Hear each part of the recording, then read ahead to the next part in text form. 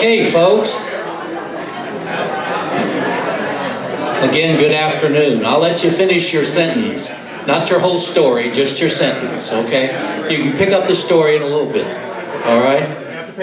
Yeah, there we go. That's right. Well, hey, folks, on behalf of Elaine and Elsa and the Hoover family, thank you for being here to celebrate this wonderful guy that I know if you knew him, you loved him. And we're going to have a wonderful celebration about his life and the influences he had on so many people. And it just touches my heart to think about all the things that I've heard already. So we're going to have time. You guys start thinking. We're going to let you come to the mic and tell your Jay story. And so we want to encourage you to do that. But to start things off, you know, Jay was part of the Satori Men's Chorus. Jay and I joined the Satori Men's Chorus 7 years ago for this season together. And we both sang together in the second tenor section and sat next to each other for that whole time. And we just almost became like nutty twins and drove Susan Dorn crazy, who was our director at the time. And so Satori was very much about Jay. Jay loved to sing, and we just decided we would come and bring a special song about him. If you know Jay at all, you know he was a world traveler. Right from the start, fresh out of high school, backpacking all over the world. He's made his way all around the United States, Canada, just traveled everywhere. So Satori has a special song about a special person that's been traveling and now they're heading home. So I want to invite our Satori singers up and we will present that song for you and hope you hear the message in it. Come on up, guys.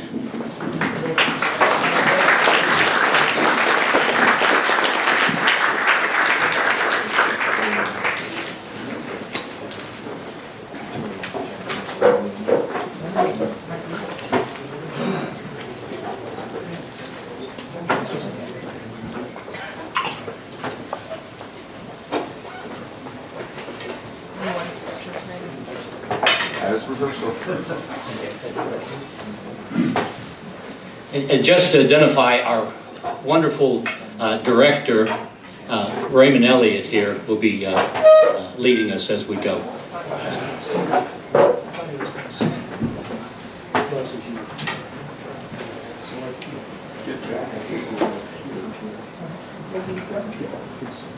Right in here to be. Heading home. Got to get everybody on the same song here, you know. You want to? Well, there's only me. Oh no. There you go. Oh, you can put it in the baritone. Yep. Another baritone. All right. You got it?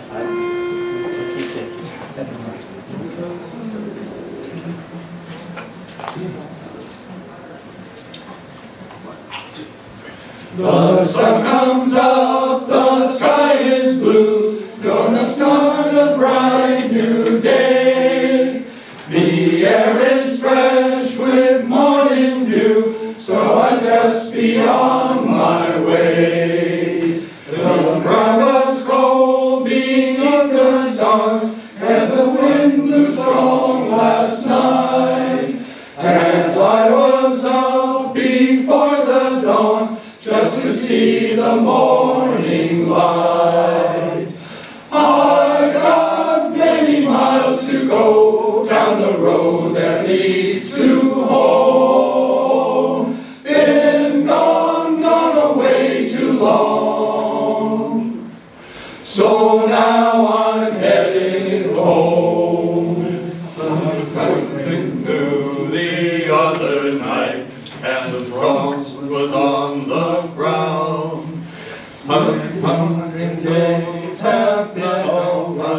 But it's time to settle down. Let's try that again. At 33. We're at 33. All right. We're not doing this. I know. Yes, okay. 33? Yep.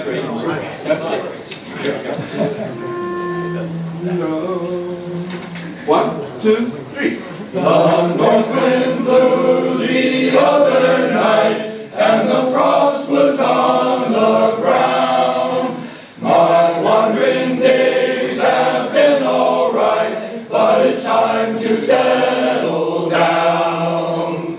I've got many miles to go down the road that leads to home. Been gone away too long. So now I'm heading home. I've walked through rain in woodlands dark and felt the cool night air. I've hiked the snows on mountain tops and stood in wonder there. Explored the silent rivers and silver waterfalls. Walked in the sand as the waves roll in, and I heard the ocean's call. I've got many miles to go down the road that leads to home. Been gone away too long. So now I'm heading home. I've got many miles to go down the road that leads to home. Been gone away too long. So now I'm heading home.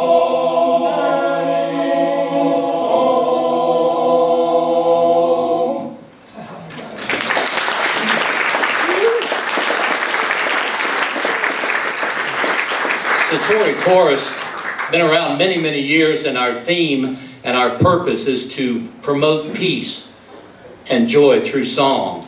And our signature song is that peace is a come. And so we want to sing that for Jay, peace has come. And you can join in if you know the song, please. We'd love to have you do it.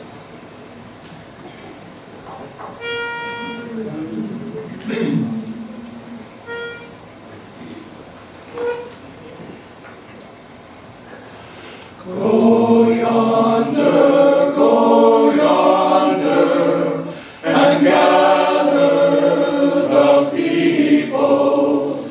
Tell all the people that peace is a come. Tell all the nations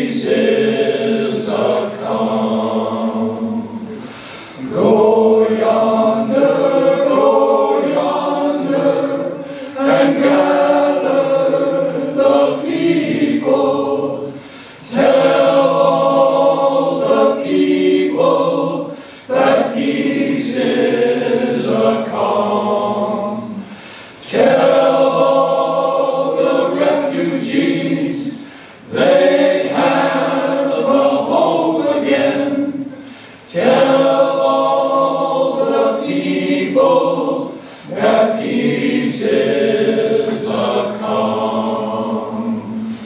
Go yonder, and gather the people. Tell all the people that peace is a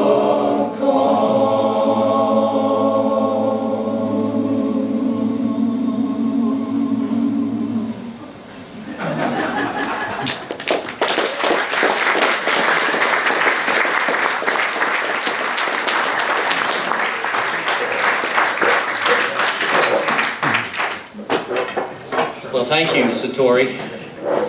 And we all already missed that chair that Jay filled so well with the group.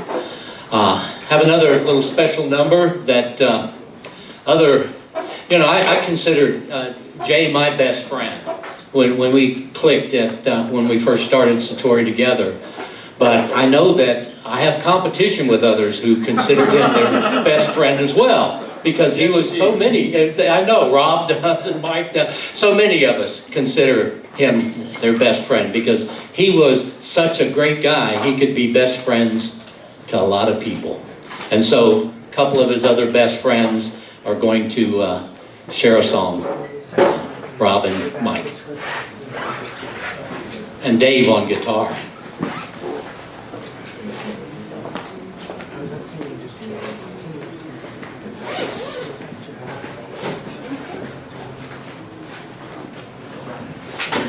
Many of you probably know the song. It's Time of Your Life by Green Day. And I heard this song in like the last season of Seinfeld. And it was like, I think the last episode of Seinfeld, and they did the same with their, they're going off and they're ending the show and friends are partying, and it actually choked me up. And I think it's, it to me really meant this thing of sort of a happy parting of friends. And I thought about it and said, we got to sing this for Jay's ceremony. So that's what we're doing.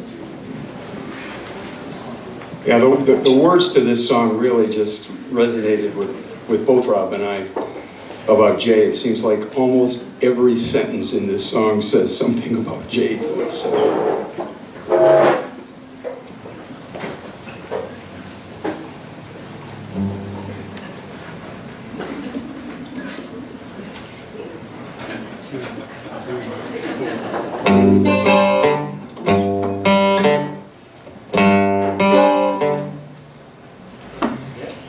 We'll work on things for a minute here. Okay, there we go. 3, 4.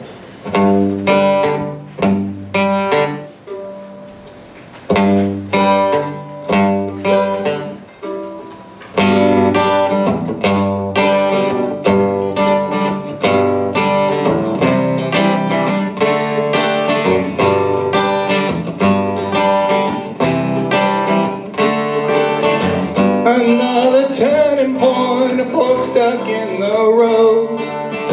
Time grabs you by the wrist, expects you where to go.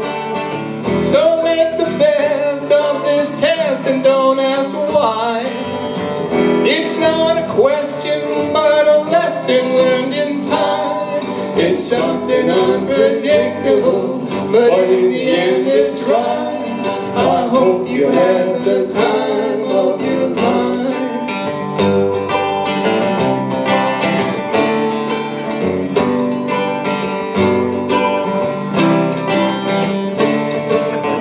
So take your photographs and still frames in your mind. Hang it on the shelf in good health and time. Tattoos of memories and good skin on your trial.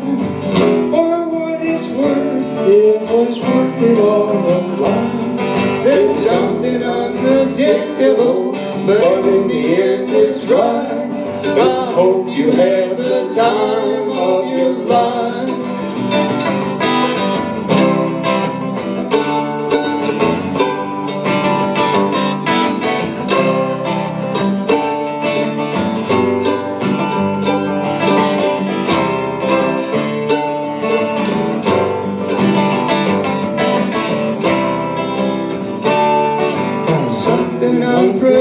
unpredictable, but in the end it's right.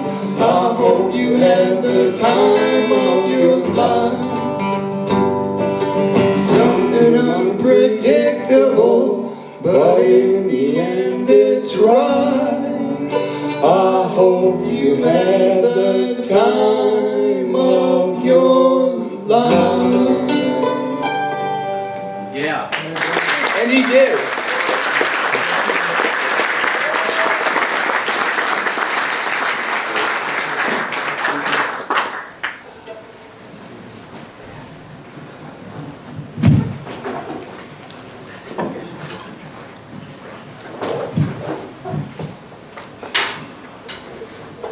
But we're going to give a moment for our video folks to make a move there. Well, you know, the wind blew, and it blew right past, let me tell you this story. He would find a way to get his story in no matter what. He loved to tell stories, and we love to hear his stories, because he was really good at telling stories. So, we want to play, Jay was involved with The Moth, where you had 5 minutes to tell your story, and it was a competition just to see who tells the best story. And Jay did several. So we're going to roll one of his stories that he did at Moth on audio. It was recorded, and so it's going to play for just a little while here. And then we'll get started with our next step here. Jay Hoover coming up next. Well, and you know, Elaine, that's 27 years that you all were married, right? And if you all don't know this, that being married to Jay Hoover for 27 years automatically qualifies you for sainthood. Right? So when you see her, you can kiss her ring and, you know, and thank Saint Elaine for putting up with Jay for 27 years and being his strength and sometimes his nemesis and most times just there for him. And we love you for that so very much.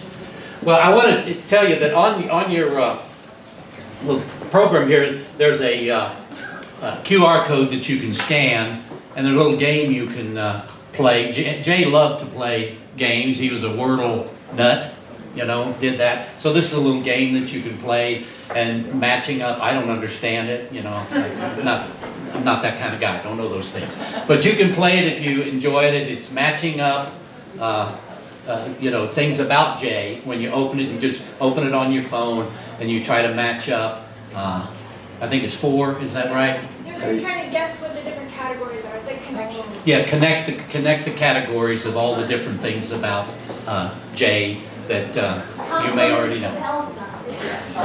Do what? Elsa made it. Yeah, Elsa made that. Thank you, Elsa. Well, so here's how we're going to roll. We're going to ask you to come and tell your Jay story. So we'll do a couple of stories, and we'll break and do something else different. But what we want you to do is just come and, not like Jay's 5-minute story, but you know, at least a couple of minutes or so, as best you can, with whatever story you may have about Jay. Come and share that.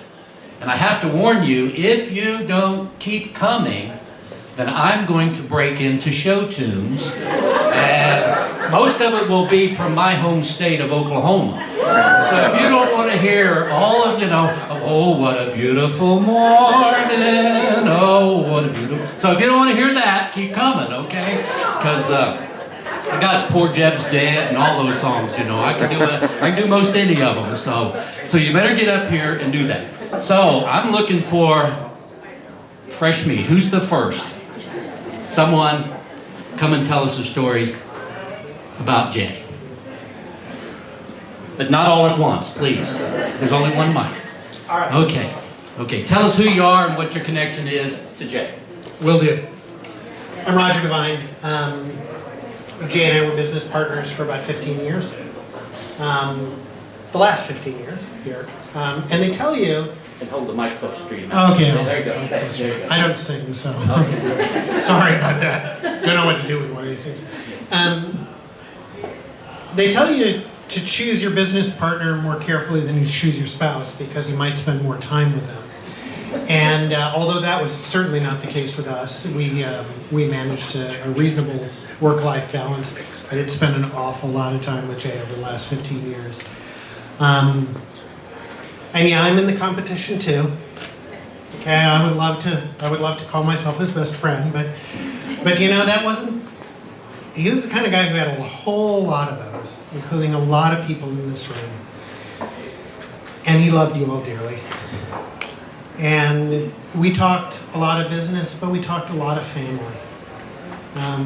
Had to. It was kind of family-oriented business. We were all in it because we were helping our kids' schools. And Jay was deeply, deeply, deeply connected to his family. Many of whom I've not met before tonight. It's an honor to meet you. Thank you. And what I want to communicate is that he talked about you, and he loved you. And you were part of the fabric that allowed him to weave so many amazing stories. Some of them quite funny. Some of them not fit for public consumption. But he loved you all. And he loved us. And we loved him. And tonight, it's tempting to be sad. But let's be happy. Let's be happy that we got a chance to meet him. Let's be happy that we had a chance to spend time with him. Let's be happy that he had a chance to shock us and offend us occasionally and delight us more than anything else. He was a beautiful human being, and we're better for having known him. Thank you.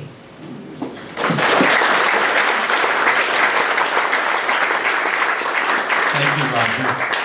I want to tell you, I ran a nonprofit for many years, and I was in Panama City, Florida, and we decided to have an auction. And I swear, I talked to a guy named Jay about doing an auction for our nonprofit. And I don't know if that just worked up in my heart, but I know we used school auction several times with our nonprofit, and then to come all the way from Florida here to Portland, Oregon, and find the guy who raised us a lot of money. Let me say one more thing about Satori here. We had a policy in our company that anybody associated with the company, anybody who works there, has the ability to give away an account to a nonprofit that they care about, that they are personally invested in. Don't have to pay us for it, just use this to benefit the world in some way. And he took over the Satori account, and he always paid for a subscription. He didn't use a free subscription. He simply decided that Satori was worth his investment there, and I think it's very clear that it was.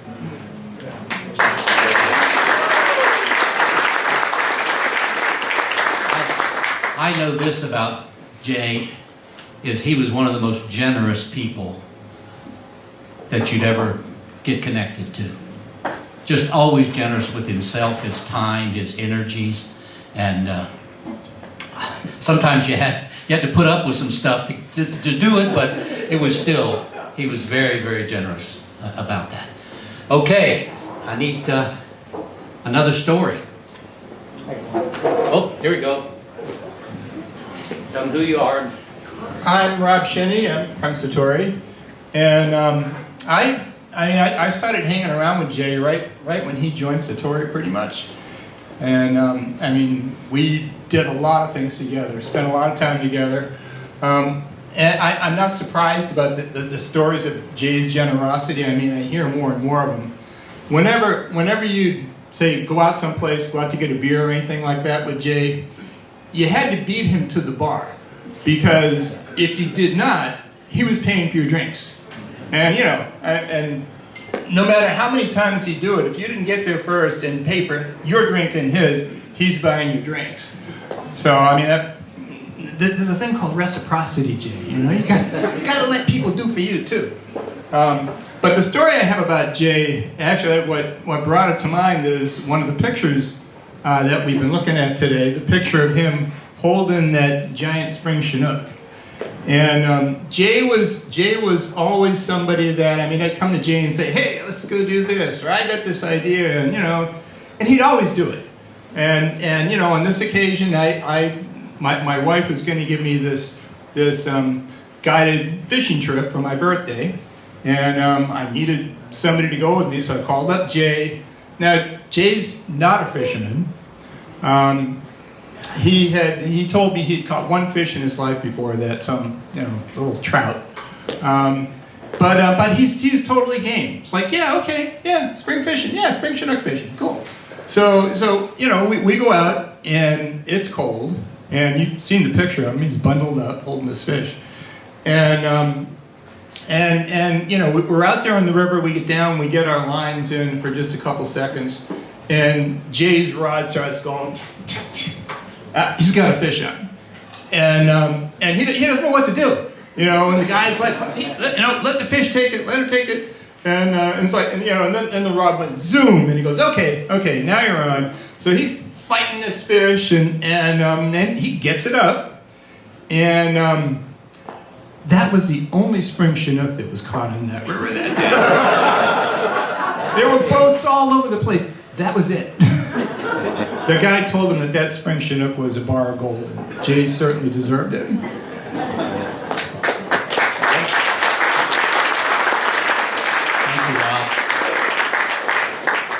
Well, after practice on Wednesday nights, we always, Rob and Mike and Jack and a couple of others, we would go and we called it was the triple nickel a bar and grill.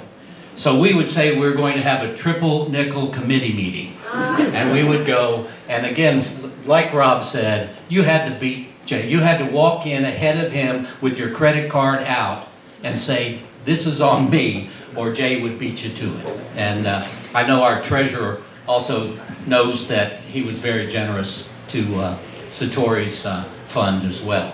So, you're standing up. You must be our next one up. Tell us who you are and how you know Jay. Your story. Hello everyone, thank you for coming out tonight. My name is Aiden, I am Jay's nephew. And as we've kind of alluded to tonight, Jay was an amazing sort of conversationalist and storyteller. And growing up, one of my favorite things was having Jay and Elaine come over for dinner, because I knew that Jay would go on these long spiels and he would give all these stories and give me a new perspective on things. And so what I really kind of take away from Jay is the ability to find something that seems so simple and sort of expand it and talk about it and make it more complex, which is a good thing, which is a great thing. And so he really kind of ignited a passion in me for curiosity, and that's something that I'll never forget. So, yeah.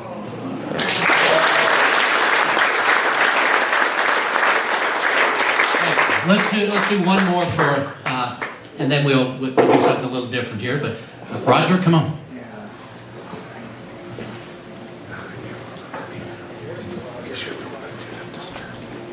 As I'm Roger Nesbitt, I'm with the Satori, and as they mentioned, I was a treasurer, so I'm well familiar with his generosity. One of the things he would tell me is, if the chorus needs anything, call me.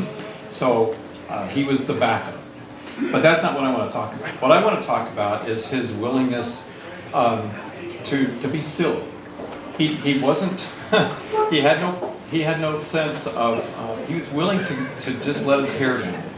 We needed to do something, and one of the songs I had come up with was "Green Eggs and Ham" from Dr. Seuss. Yeah, Seuss is not. Yeah, and he just got into the role. It was so fun to sing with him, and he just would get into the role and refusing to have those eggs. And, it was just so funny.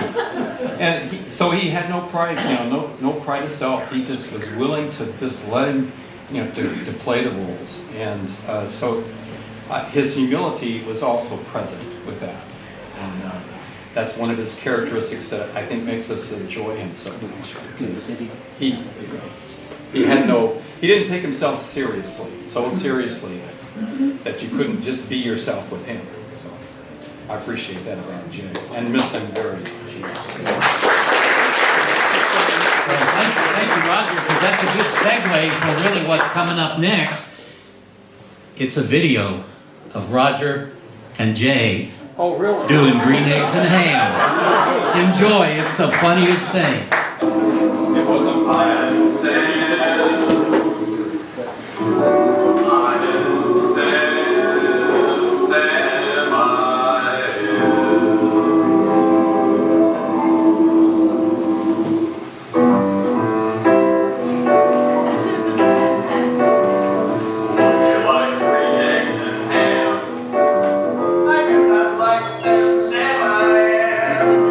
I do not like green eggs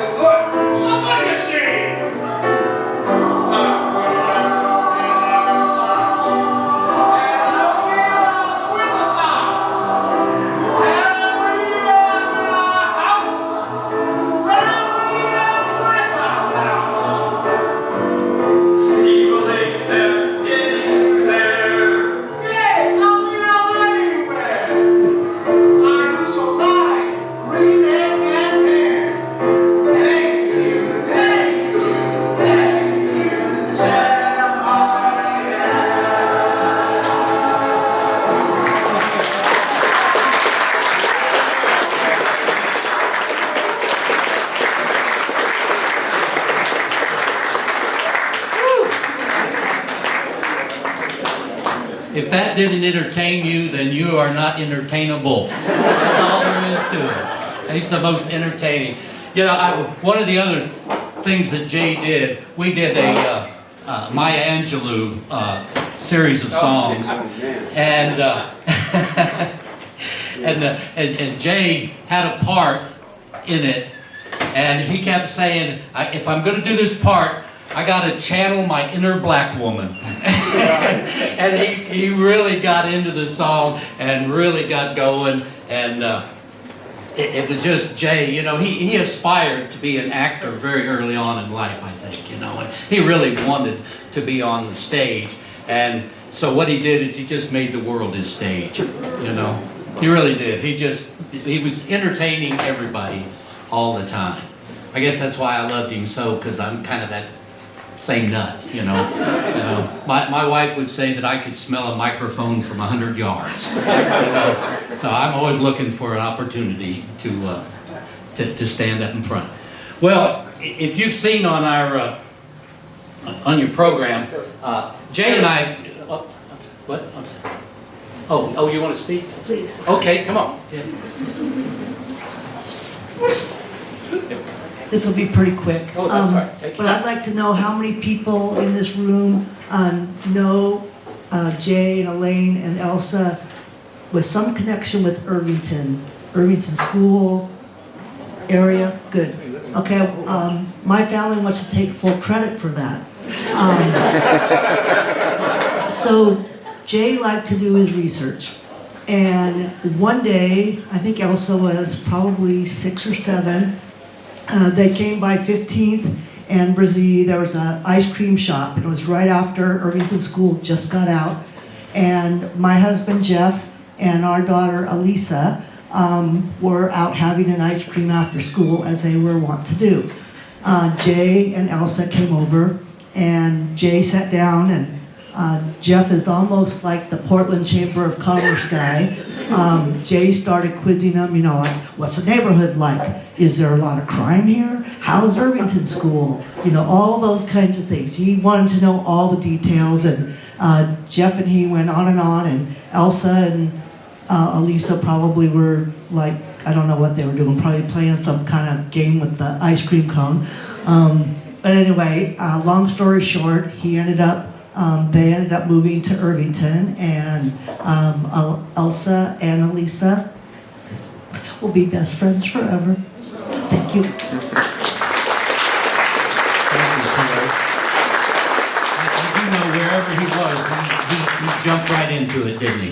He put his whole self into it. You know, when Jay and I sat next to each other in practice, and we'd all get dry throats, and so I would share with him my Ricolas. And I don't know if you know this or not, but the man who invented Ricolas passed away recently. And at his funeral, there was no coffin.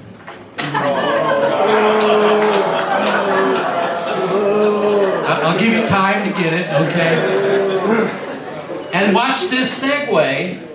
If you see on your card here that Jay chose to have his remains recomposed.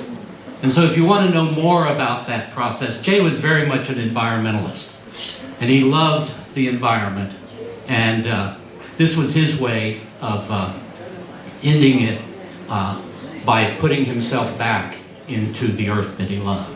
So if you want to get into that. So how'd you like that segue? Pretty good, huh?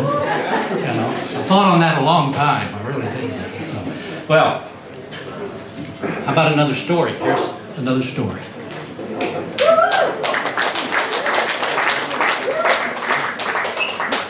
Hello, my name's Chris, and I had the great good fortune to work with Jay. Put the mic up here. Yeah, you're doing what I did. I don't have any experience with this either. Is that better? Yep. I had the great good fortune to work with Jay for many, many years, remotely, which I am sure helped our productivity. Every conversation with Jay was an adventure. Buckle up, because you never knew where he was going to take you. Jay had a fierce and unusual intellect. I marveled at how his mind worked. His arguments resembled a pinball machine, with the sequencing and progression of his logic ricocheting toward his conclusion, usually while I was still trying to figure out how to make the paddles work.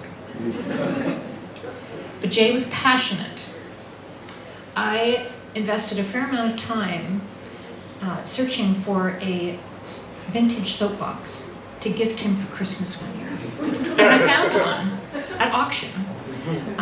But at the last moment, I realized this was probably a bad idea, because I knew that he would take this wooden crate that was designed to hold 10 pounds of soap, and he would bring it to the next party, and he would hurt himself. And I had already heard his thoughts on the American healthcare system. But even while Jay was vociferously railing about the stupidity in the world, he also always made a point to catch people being good. And he recognized and he celebrated these little successes, big and small.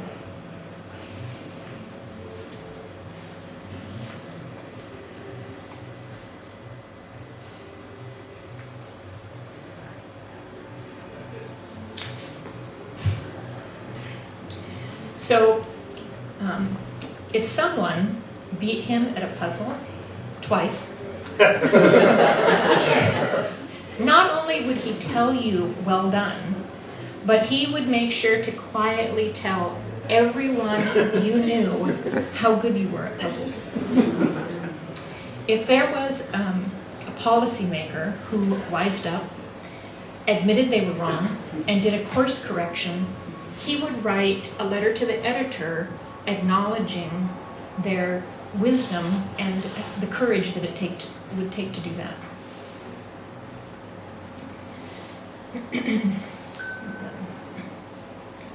For all of his bluster, Jay was not a cynic, and he was not a curmudgeon. He believed in people.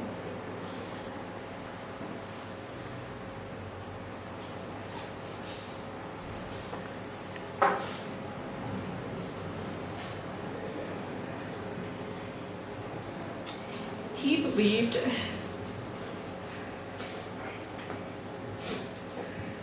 believed that humanity was going to win out. And I think of him like the head cheerleader for a team that is 0-10 for the season.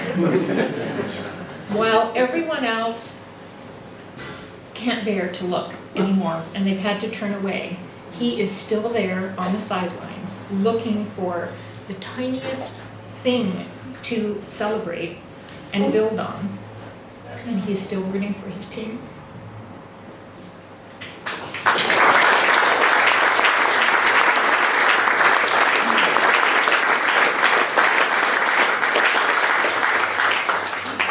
Sharon.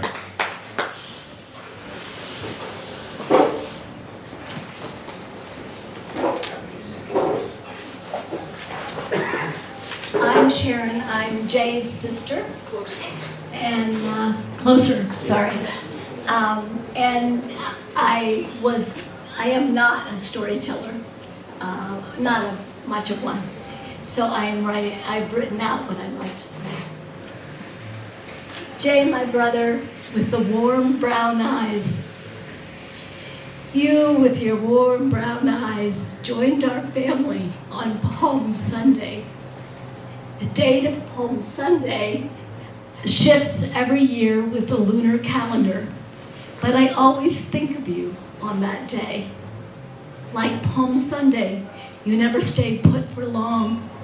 You were always so eager, so curious, so ready for the next adventure. You pushed your mind and your body to their limits.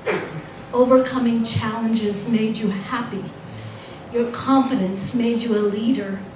Your irreverent humor was one of your distinctive calling cards. Our family gatherings were less fun when you were not there. You with the brown eyes, the warm brown eyes, I will always remember when you showed up for me in remarkable fashion as a caring, loving adult. I was hospitalized for weeks after a traumatic automobile accident.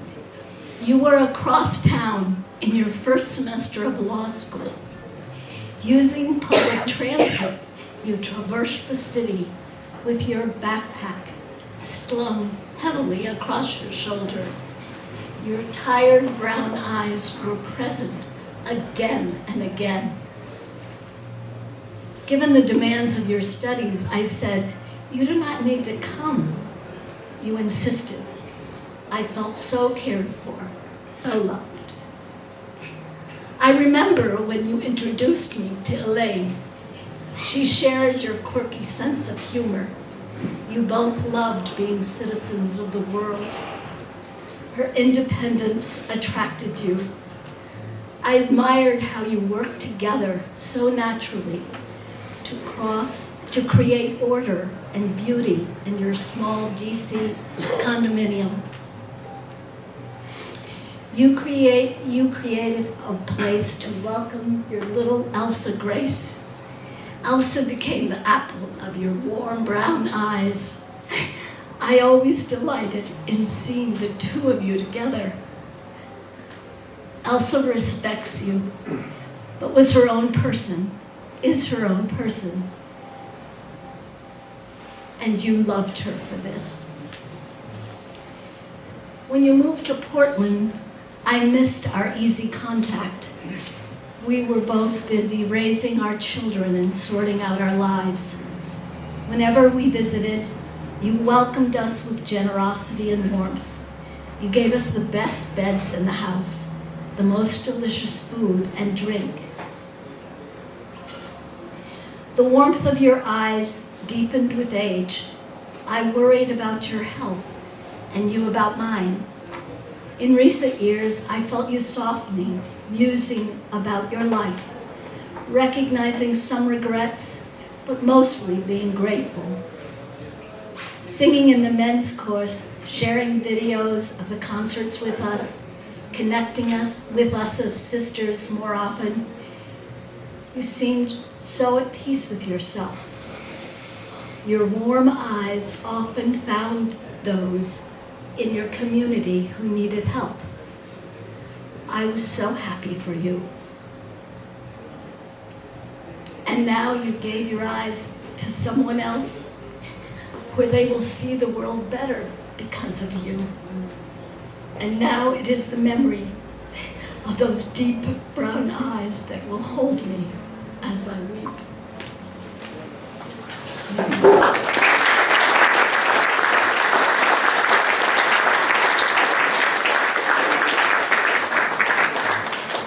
They say I'm not crying, you're crying. It's not me. So, yeah. Okay, Mike. So I'm one of Jay's Satori buddies.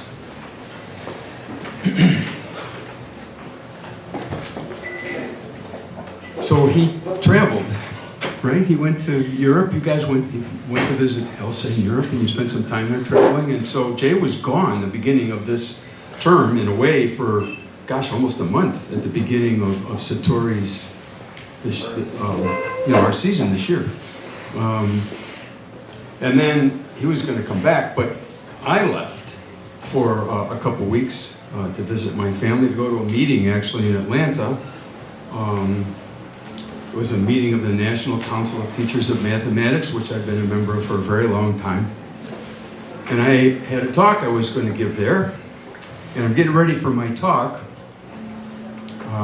And I haven't seen Jay in probably 6 weeks, maybe more. And I'm setting up for my talk, and my phone rings in my pocket, and it's Jay. He's back, but I'm not back.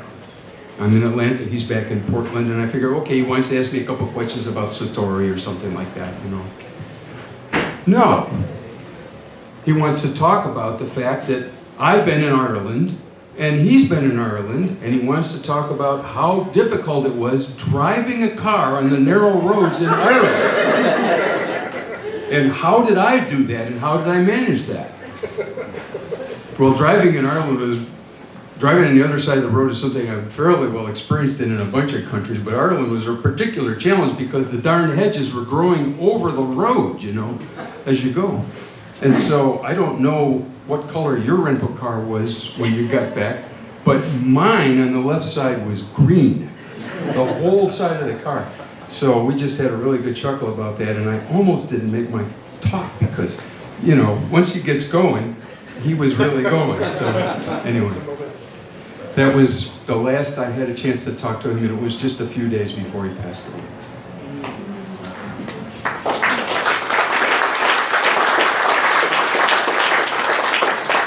Another little memory of mine with Jay. Jay loved Bonnie Raitt. And when we would go to our triple nickel committee meeting, Jay would somehow, some way, and probably how many times, Mike, you know, did he break into, I can't make you love me if you don't.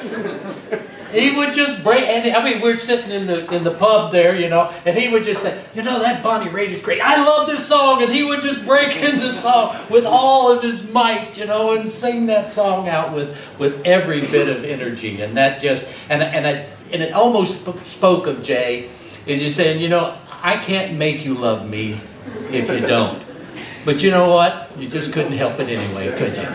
You just had to. Someone else, anybody? Yeah.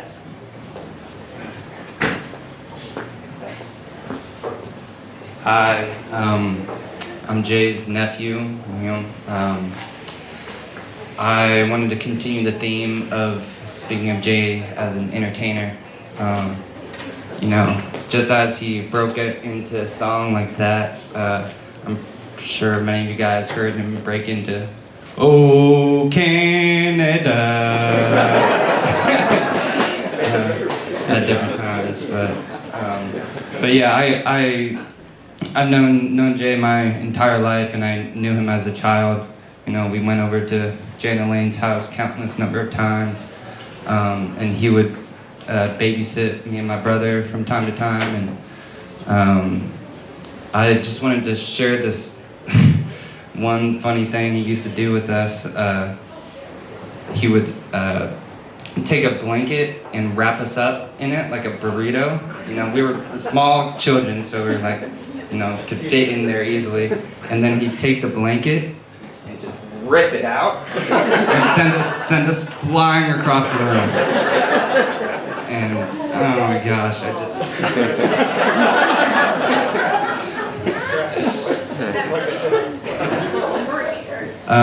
but yeah, I just remember him as just, you know, always making us laugh and being a true entertainer, and I'm gonna miss him for that, for those moments that I shared with him as a child. So, thank you.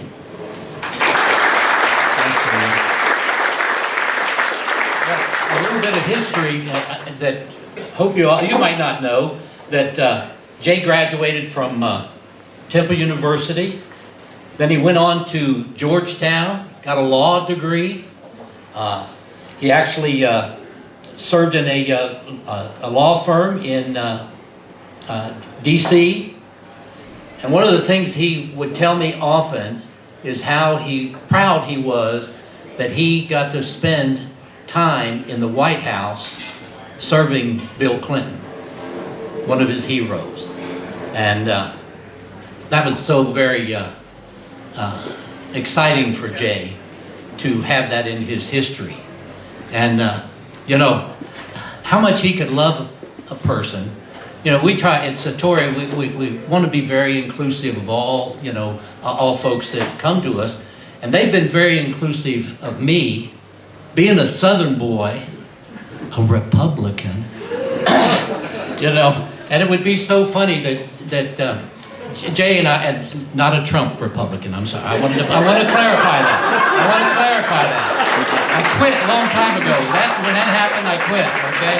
But I'm telling you that he could be very tolerant. We'd have discussions about different things, and my wife and I ran rescue missions, homeless centers for 30 years, and we would talk about the difference in political approaches to homelessness and such, and he was always very, very tolerant of my ideas, even though he didn't always agree, you know, and so, but he would make his point.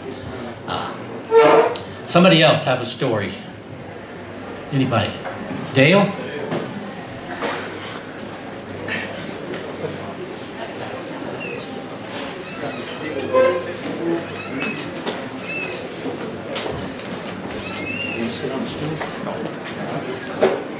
A lot has been said about how generous Jay was, and in August we lost another dear friend who at the time was our board chair of Satori, and like a brother to me. I always told people he was my brother from another mother.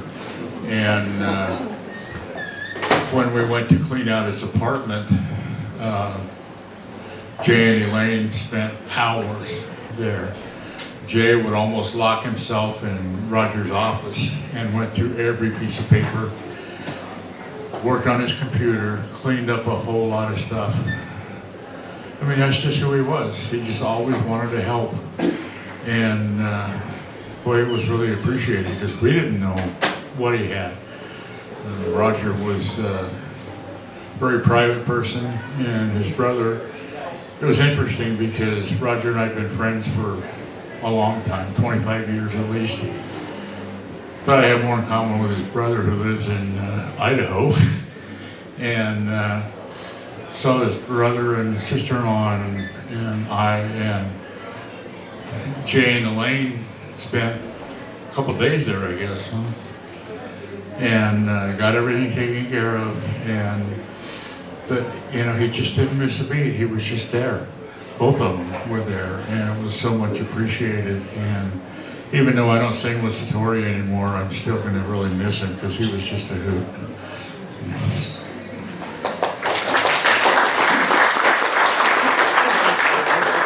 I want to make one comment. The reason that you know that Jay had a bazillion friends and was best friends with everybody is because there's at least 4 people named Roger that he was associated with. This is unusual. Lots of Rogers. We did have a lot of Rogers, don't we? It was a discounted name back in the late 40s, early 50s. Don't tell me that. And, you know, and you could buy one of those, you know. So you know, buy them cheap, you know. So yeah. And see, my name is Billy because my folks couldn't afford to buy William, so I just ended up being Billy. Well, anybody another story? There's a bright golden haze on the meadow. Come on. Come on, we take a break. Take a break, yeah. You want to take a break for a while, and if you don't know, the restrooms are right outside here. The bar is right there, so you could stop, and then we'll come back and tell a few more stories, and then wrap it up. Okay? So let's do that. And he was also very involved in our concert preparation, and now we're having a concert coming up next weekend. If you don't have tickets, you know, see one of the Satori people, but we'd love to have you come. But we realized when we started planning all the things we have to do pre-concert, how much Jay did. We kept saying, who's going to take care of that? Well, Jay used to. Who's going to take care of that? Well, Jay did that. And Jay did, and he just did so very much. He was just always, whatever happened. If we needed to run Zoom because people couldn't make the meeting, he'd bring his computer. There's just so many things that he did. And he just was always the guy to fill the gap. So I think there's a couple other folks that want to say something, so we'll let them come to the mic. Anybody that...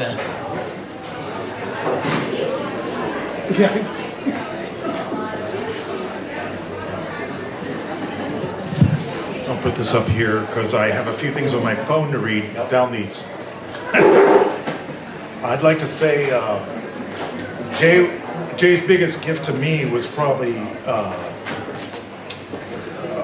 helping me appreciate my kids, because I was a late stage father, and I like to joke that I changed more diapers than any 50-year-old because my wife was the, bringing home the bacon, and I was the home dad changing diapers.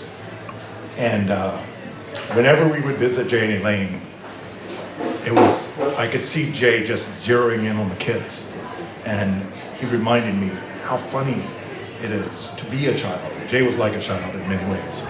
And to see the world through a child's eyes. Children are honest.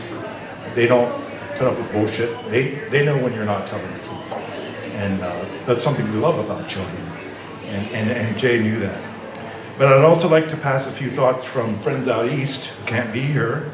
And they'll probably share some of these ideas later, too, in the one in Lancaster. Is that right, in Lancaster? So I've been part of this group of friends from Goshen College. I should say I'm a friend of Elaine's from college. We shared some housing situations together, and a group of friends. We get together regularly. And for many years, some of us were hearing these stories about this Jay Hoover guy. And for some of us, it was several years before we even met him. But when we finally did meet him, he did not disappoint. So here's some things some of them have said. Melanie Zerker from Kansas says, I also wish more of us could be there. I heard stories about Jay from mutual friends at Goshen long before I met him. And in my experience, he lived up to everyone, thinking of you, Elaine and Elsa.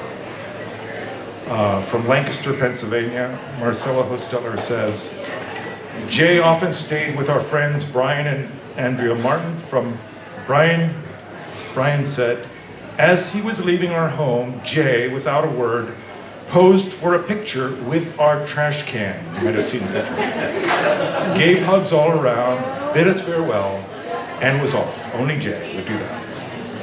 Also from Lancaster, Herb Landis says this, my very first memory of Jay was in high school. We walked up to Friendly's restaurant, and Tom Wanger was along, and someone else.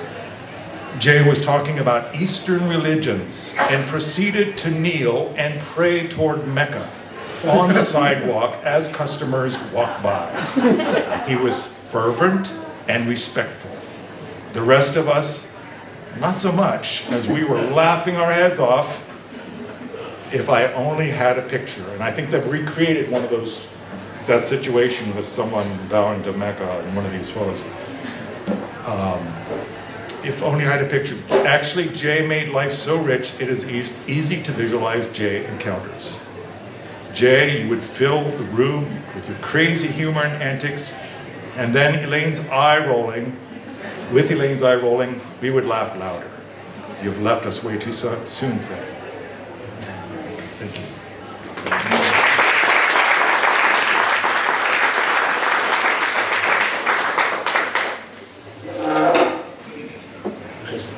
You want to hold the mic? Or? Sure.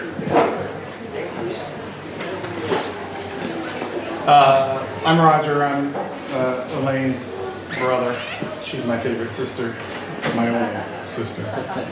I don't have a whole lot to add. It's hard to put together a story or one thing when you've known someone so many years and have had so many experiences with.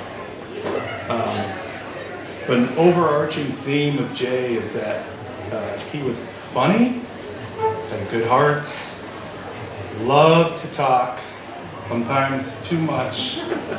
And I'm the in-law, right? And he was so confident with what he spoke that if I could catch him in a lie, oh man, that was like, oh yeah. So I'm going to tell you a story about how I caught him in a lie, but I also want to say Cyclone. Cyclone was his nickname. He is known as Cyclone. He had a bumper sticker on his car that says Cyclone.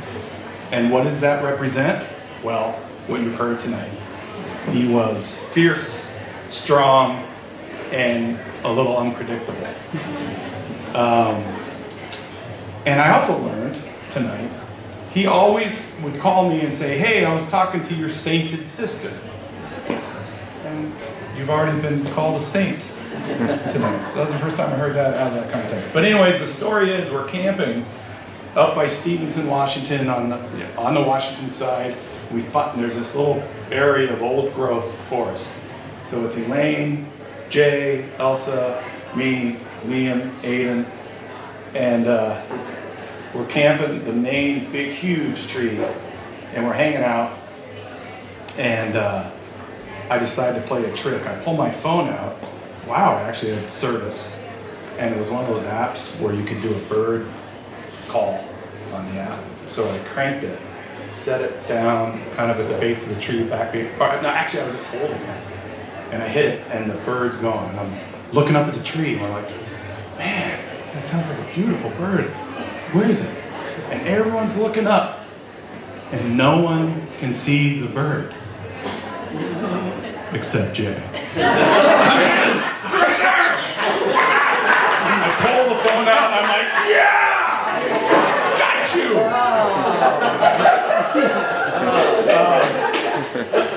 you. Elaine, thank you so much for bringing Jay into my life, into Joy's life, into Aiden's life, and Liam's. I will miss him.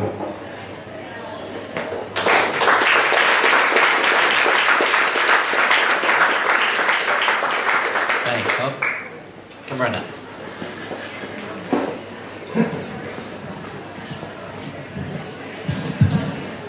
I just thought of something. I also found it on my phone. Before the meal last night, I've been staying with these guys at Roger's house, and before the meal, Roger's wife Joy suggested we have a moment of silence to think about Jay before the meal. And honestly, I had to hold back a snicker because this is precisely the point where Jay would have an outburst. It seemed like such a contradiction to think about him being silent, or being silent when thinking about Jay. He would have considered that story material. And we continued to reminisce about Jay throughout the evening. We latched onto this concept, what would Jay do? When prospective participants for today's event called last night, trying to be delicate, wondering what the dress code was, we decided Jay would set it all up ahead of time and tell everyone the dress code was going to be as formal as possible. And then he would show up in shorts and a t-shirt. And it is perhaps a bit difficult to tell a story about Jay, because in any room he was likely to be the storyteller and you were the listener. In many ways he was the story himself as well as the storyteller.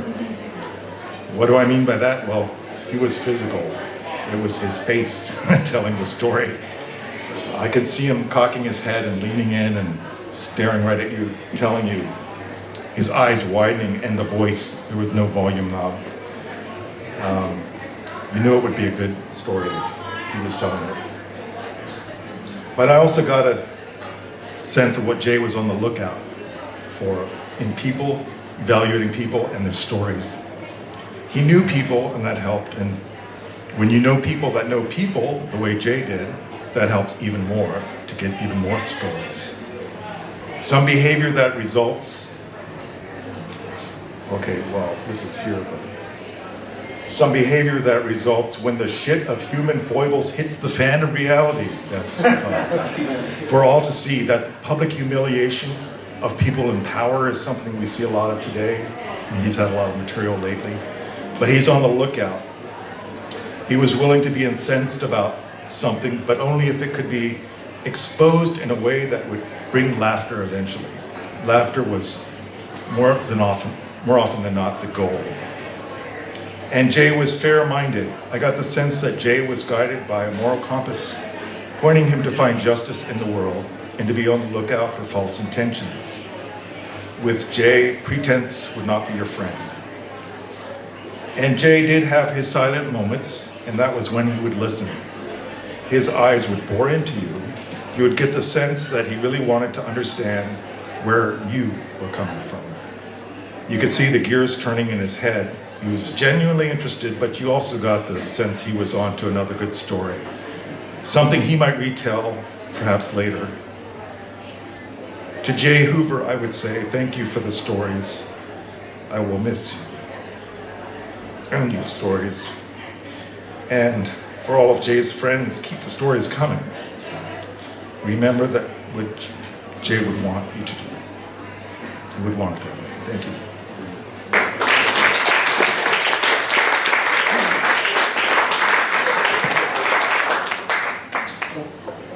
Well, we sure don't want to miss any opportunity for anyone to share, but we also, it's kind of opportunity to wrap things up when things get real quiet, and folks don't move.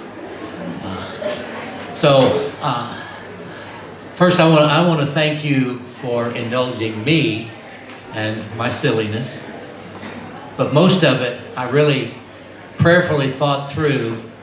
This is what Jay would want me to do, the way he would want me to do it, and because he would want it to be fun.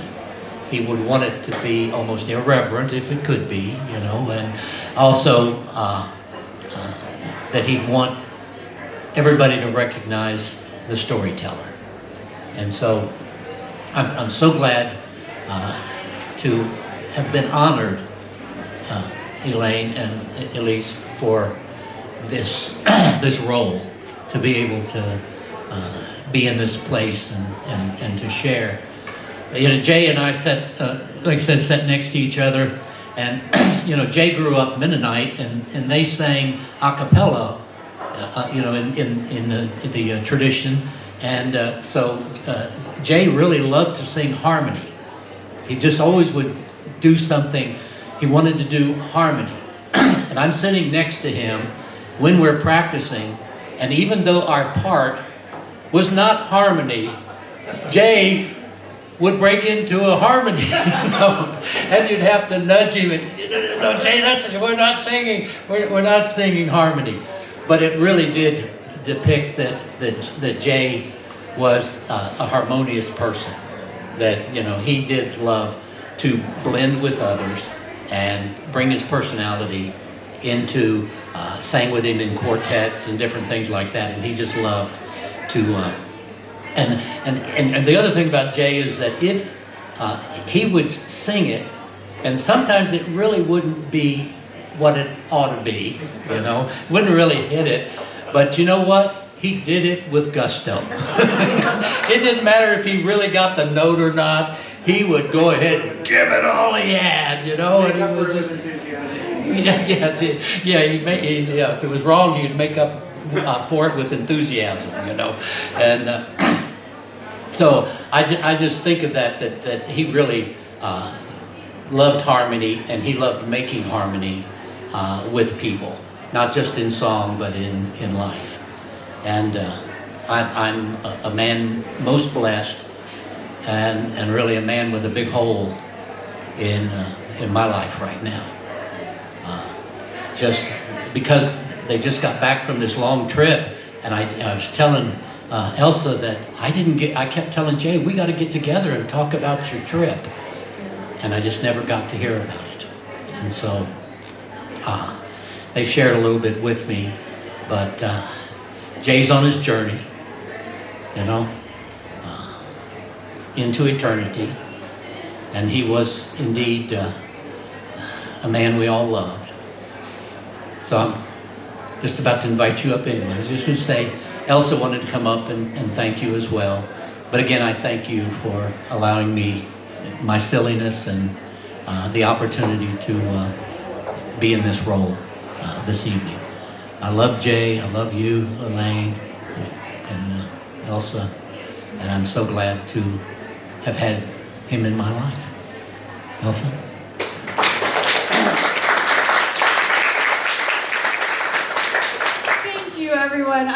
I won't take up more of your time. It's been really just wonderful to hear all the stories and to see everyone who has come out. I just walked in this room and I didn't know half the people here, which is maybe it goes to show that I've not been around the past few years, but it's been so wonderful to discover all these parts of his life and hear all these wonderful stories of people that were impacted by my dad. And special thank you to Billy, really, to MC. That was perfect for the job, and I know how much my dad loved you and how meaningful your guys' connection was.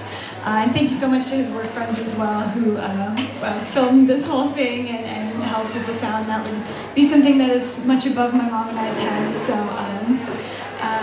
yeah, just thank you so much. And I've so many people have come up to me and have told me that my dad loved me so much and how proud he was of me. And I just like you all to know that I really knew that.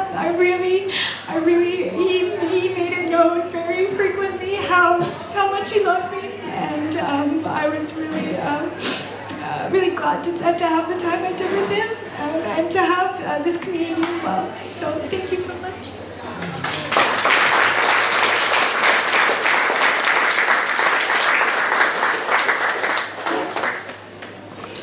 Well, bless you. God bless you. Well, if there's nothing else, then do you want to say anything? I didn't think. But, yeah, Elaine shares her thanks. I know she's so grateful that you came this afternoon, this evening, and shared your story, shared your heart, shared your private little notes with her. I guess you'll stick around a little bit longer, and so if you still want to visit with Elaine and the family, the sister and brother-in-laws and friends, feel free to do so. We've got the place for a little longer, don't we? Yeah, so we can do that. Well, in my old Baptist tradition, what we always did is say, well, we got to the last amen. So this is amen. Okay? Thank you for being here. Good night.